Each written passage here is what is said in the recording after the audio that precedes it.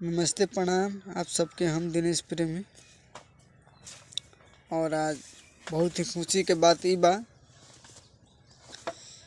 कि फिर से नए ब्लॉग वीडियो में आप सबके बतावल चाहतनी जे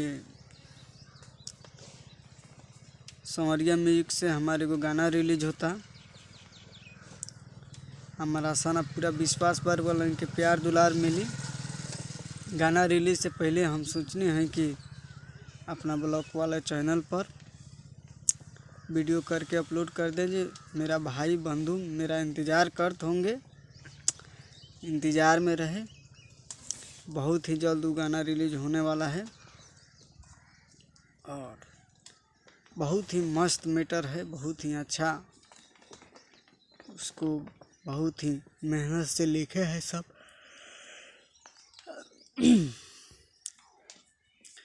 पहले ही राती तू लखटिया के पाटी, मरद मिल गइल खाटी देहाती। सोची के हमार बथता कपार, सोची के हमार बथता कपार। ऐसन मिलल बा भातार, सखी रे रुज करे आर पार। बहुत ही अच्छा मैटर बा। अब के लगन में पूरा टहलका मचा दी लगी और हमारा आशा ना पूरा विश्वास पर बोलन के बीच में ही गाना बहुत बाजी और बोलन के प्यार दुलार मिली।